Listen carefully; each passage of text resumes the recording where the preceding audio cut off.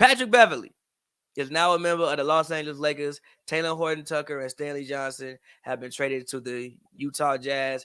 Pat Bev is back in LA. He is in a Lakers jersey now. Pat Bev got his wish. Remember, Pat Bev was like what in like April, May, was like, yo, get me to LA. If you get me to LA, we going to the Western Conference Finals. Well, Pat Bev, you are now in Los Angeles. Let's see if this team indeed goes to the Western Conference Finals. What do you think about the Pat Bev acquisition? And more importantly, obviously, Pat Bev and Russell Westbrook have a extended history. Extended history. At this point. They haven't liked each other for about 10 years. So do you think one that can coexist in the same locker room? And as far as basketball wise, what do you think Pat Bev brings to the Los Angeles Lakers? I think Pat Bev. I think it was this is a great trade for the Lakers. A great win now move by Rob Pelinka, I believe. I think a blind man, could see that Taylor Horton-Tucker was not going to develop into the basketball player that he was going to be as a Laker, especially with the roster as constructed as it is.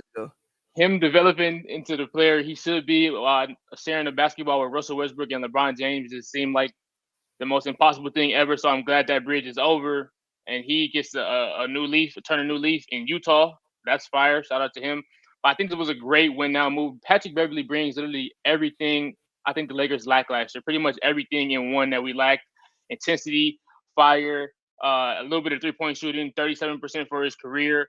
This is an amazing move by Rob Pelinka and Lakers management. I think Russell Westbrook and Patrick Beverley obviously have their differences over the last 10 years, like you just stated, but they're both grown men, and they both are. I would have to assume they're both very mature. So I think they can put this stuff behind them, and I think they can both help each other a lot in the basketball court. Like you tweeted earlier, I don't think those defensive breakdowns. Russ was responsible for a lot of defensive breakdowns last year. I don't think that stuff happens if you have Patrick Beverley on the same court as you. Come from somebody who has played on multiple basketball teams myself. It definitely matters who's around there with you. If you miss your help side, Austin Reeves not going to tell Russell Westbrook, "Hey man, what you doing?" He's not going to say nothing. The game is going to keep going on, and it's going to keep happening all night, and we're going to lose by 30. And whoever Westbrook's opposing man is, whether it's Reggie Jackson, if it's Trae Young, is going to finish with 30 and 10, whatever it might be. It's gonna keep happening all night. Nobody's gonna speak up, and it's not gonna happen. You put a guy like Patrick Beverley next to him who hold him accountable. He slips up, he gives up a wide open layup. Pat Bev is on him.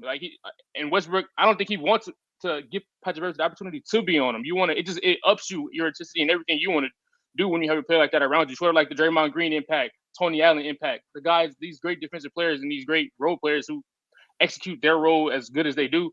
It rises up. It brings up everybody. I think what is it? Perk said, but Patrick Beverley can score 0 points and still have a heck of an impact on winning. For sure, more impact on winning than the Stanley Johnson or THT ever could for the Lakers. Another reason why this is a great move. I don't think losing Stanley kind of sucks because if you look at the Lakers roster, I think one of the biggest holes with the roster is they don't really have too many wings. Stanley Johnson was a wing who could guard and make a corner three and hustle.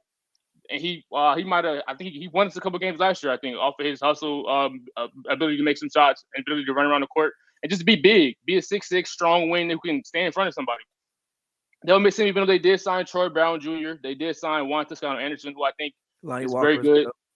Yeah, Lonnie Walker. He's more of a guard though. Yeah, right? But no. I'm just talking about like wings, but. With that being said, we lack wings. That's the only reason. But I feel like you can sign a Josh Jackson or Jeremy Lamb, and you can get you replace pretty much everything Stanley Johnson brought. So that's why losing him isn't that bad. Still? You said what? Is Lamb available still, Jeremy Lamb? I haven't heard nobody signing Jeremy Lamb, but he probably wants more than a minimum. That's probably why he's unrealistic for us. But players like that can easily replace what a Stanley Johnson can bring to the table. I think the dynamic will be very interesting to see how it plays out. But I think it should be fire because he feels everything that if you watch the Laker game last year, there was no hustle, a lot of lack of everything pretty much. Nights where we lose to Oklahoma City, nights where we lose to Portland with no Dame, no CJ. We lose to the Pelicans before they traded for CJ. There's a lot of bad losses and a lot of nobody cared. And Patrick Beverley has never accepted stuff like that on the team. So it should be. This is a heck of a move. I think a good win now move, which obviously the Lakers have no choice but to be in win now mode, given LeBron that extension and time is ticking for him, and Anthony Davis is only getting older and whatnot. This is a heck of a move. I'm really looking forward to seeing Patrick. I've always wanted him on the Lakers. I'm really looking forward to seeing him in how this works out. Number one, I think Patrick Beverley and Russell Westbrook can actually play together. I think they can both coexist in a backcourt. Also, you could probably even move Russ into I don't want to say his more natural position, but you can move him to the two. Which there's been conversations from even when he came into the league that he was really a two guard playing the one because he was just too small to play two, especially in that period of time. But I love the move. For one, I think he brings playmaking as well. Like obviously he's not a full-time point guard, but he can make some plays for your basketball team. Two, granted, he did shoot 34% from three last year, but like you said, throughout his career, he's been a 37% three-point shooter. Also, he knows how to play with other ball dominant players. Obviously, he played with James Harden.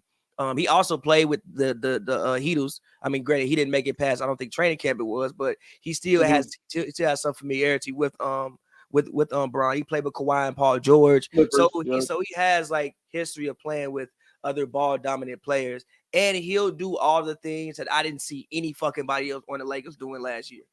Like all the things. He'll dive on the floor for loose balls. He will annoy the hell out of somebody. And I think had like can you think of a more annoying backcourt than Russell Westbrook and Patrick Beverley? That's fucking annoying. That's annoying. That is a very annoying backcourt. And I Make think it Patrick Beverley will help keep everybody accountable, including LeBron. I definitely. think That's what Patrick he Beverley said. That's what he said he's gonna do. like I think Patrick Beverley will. I mean, he's a respected veteran. I mean, obviously he's not a Hall of Famer, but he's definitely a respected veteran. In his league, he probably only has like 1 to 2 to 3 years left at this. He's 34 years old now. So I love it. I absolutely love the move. Um, I'm not one of the people who's on the trade Russ thing. I'm definitely not on it now. Like again, you get now Russell Westbrook in theory can take the off guard.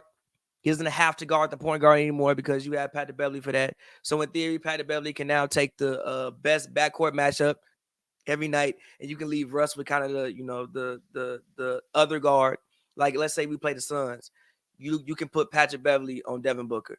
You can. And last time Patrick Beverley guarded Devin Booker ended up with a broken nose. He just happened. He so annoyed him. He annoyed him so much he broke his nose. And you can put Russell Westbrook more on Chris Paul. Chris Paul usually is not out there trying to score 25, 30. Can he do it? Yeah, but he's not out there every day trying to score 25, 30 points. You can even kind of lessen Russell Westbrook's defensive responsibility. And I think you kind of sort of get a little bit back to your identity that you had when you won the championship, which I think was defense. So if Pat Beverly can come in and play, uh, uh, uh, all defensive team level defense. You pair that with Anthony Davis and LeBron James, who can still defend. I think you got something there, and I think it also aligns with what Darvin Ham has been preaching. He's been preaching like, "Yo, we're gonna come out here, we're gonna play hard every night, defend." That's been the things that he's been saying consistently since he got the job. So I think Patrick Beverley aligns with that, and yes, I think he can fit with Russ. I actually didn't think they'll probably actually get along a lot. I think they're kind of like the same guy in a way.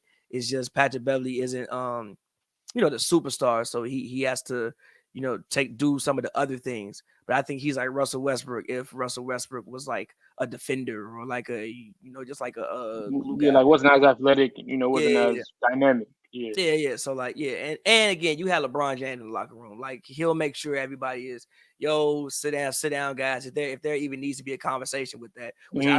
I think that's a little bit overstated, and it Yeah. kind of doesn't need The to be a conversation with that. But you know, the memes are hilarious, but it's the memes are I love, but it's not gonna be nothing like that. They're not gonna be about to fight each other. They understand.